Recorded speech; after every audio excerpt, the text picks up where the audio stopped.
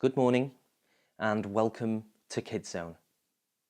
Today we are looking at another of Jesus' parables. This parable in particular will allow us to understand him and his kingdom a little better. This parable comes from Matthew chapter 25 verses 1 to 13. But before we get to it, a lot of people ask this question: when is Jesus coming back? When is he going to come back and take those who believe in him, his followers, those who love him with all their heart, mind and strength, back to heaven, to be with him for the rest of forever? Well, Jesus' disciples, his closest friends, asked him that very question once, and here is how he answered it. The answer is found in the previous chapter, chapter 24, verse 36, and it says this: "No one knows when that day or time will be, even the Son and the angels in heaven don't know. Only the Father knows." He's saying he doesn't even know. Only the Father knows. And guessing when he's going to come back is like guessing or predicting if England are going to win the Euros tonight. Now, we've all heard the song, "It's coming home, it's coming home." Yeah, you've got to do an accent with that one, haven't you? But there is a hope, there's a suspense, an expectation that all supporters have. But when we think of Jesus, do you have the same expectation and hope that they do in football, that Jesus is coming back? Now, Jesus could be coming back in 100 years, 53 years, tomorrow, next month. We don't know. Neither does he, but the Father does. And so he tells us this parable first to encourage us, but also to warn us to be ready for him for when he comes. He wants us to understand at the end of the parable that only a fool would not be ready for him. So let's have a look at the parable. It was all about a wedding. At this wedding, there were 10 girls whose job it was to wait for the groom to arrive outside the wedding venue. When the groom arrived, it was their job to wait, welcome and escort him inside and present him to his bride and all the other guests waiting for him. And another responsibility of these 10 girls were to have torches with enough charge, because weddings happened late in the day and often went late into the night. Now, 5 of these girls brought along with them batteries. They came prepared in case their batteries ran out during the waiting. The other 5 girls didn't. Jesus called the girls with the batteries wise, but Jesus called the girls without the batteries foolish. Now, all the girls head outside and began to wait. They wait and they wait and they wait and they wait a little more. In fact, they waited so long that their eyes got tired, and so they decided to have a little nap. After a while, the cry goes out, "He's here! He's arrived! Get up! Get ready!"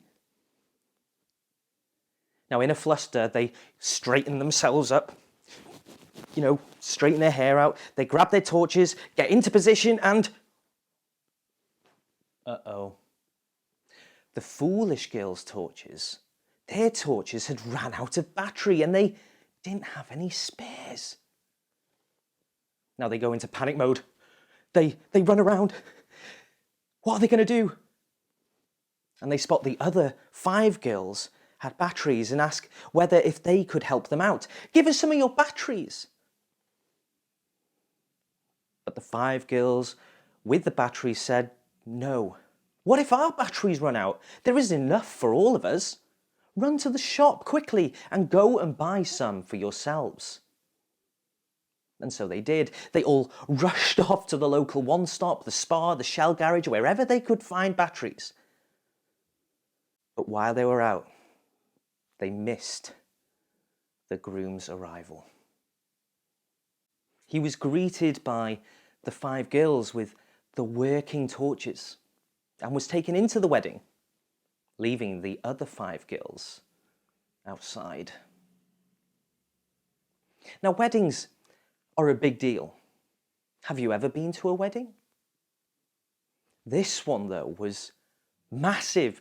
It was fantastic. A huge 10 out of 10. The music was on point. The food was delicious. Everyone is having a great time.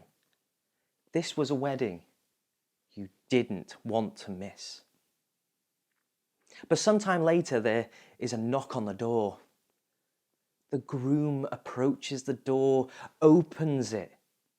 Who do you think was there at the door?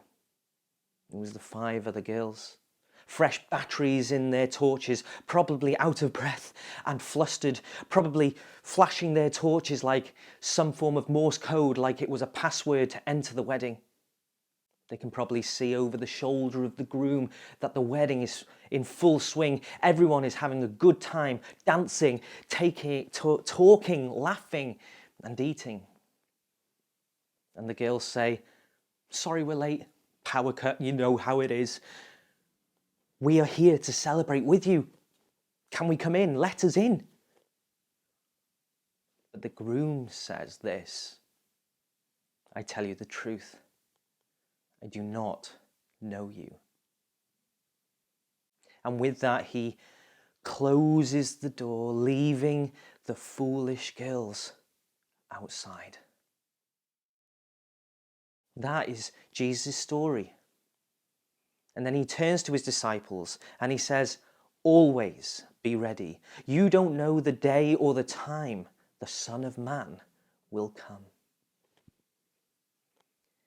In this story Jesus is telling about he is the groom and we are the girls in this story. We today are waiting for him to come and take us to his heavenly wedding. And we're invited to this wedding when he returns. There, we will finally be able to be with him and live with God for the rest of forever, celebrating. When will this happen? Well, I don't know. Your parents don't know. Trevor doesn't know. Jesus himself didn't even know. Only the Father knows.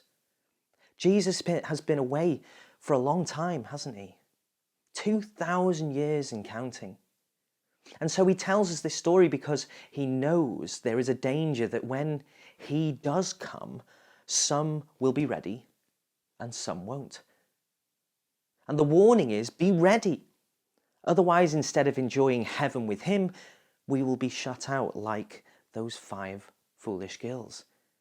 It's like Jesus said, only a fool would not be ready for me. Even though we don't know exactly when he will come back, we know that he is. That is a hope we have. That is a belief. That is a trust. That is expecting him to be true to his word, to his promise. And we know that he is always truthful and never goes back on his promise. So we should be encouraged, and he encourages us to be ready for that day. We need to be ready every day because it could be tonight. It could be tomorrow, next week, or next month. And so I wonder, are you ready for Jesus coming back? Are you keeping your eye out, watching for him day in and day out? Because there are a lot of things that can distract us as we wait for him. We can think, I'm too young. I'm too young to think about Jesus. I have plenty of time to think about him when I'm older. It could be because you think, I'm too busy. I'm too busy to take Jesus seriously. Give me a break. Let life settle down a little bit. You might say, I used to be ready. I used to be ready, but maybe following him just got too hard. Following him became too difficult and you kind of went a little off track. Or maybe this is you. I'm not sure anymore whether Jesus is coming back. Because look, where is he? Where is he? All those thoughts and many more, I'm sure, distract us while we wait for him. So whether you need to consider and think about Jesus for the first time, or maybe get back on track with him, hear his voice and fall in love with him again, begin by praying and begin to expect his return again. He reminds us in this parable that he is definitely coming back one day. And he's encouraging us that for those who are prepared for his arrival, whenever that is, we will be welcomed in. But for those who aren't, they will be left outside. Truly being with him in heaven for the rest of forever is well worth the wait.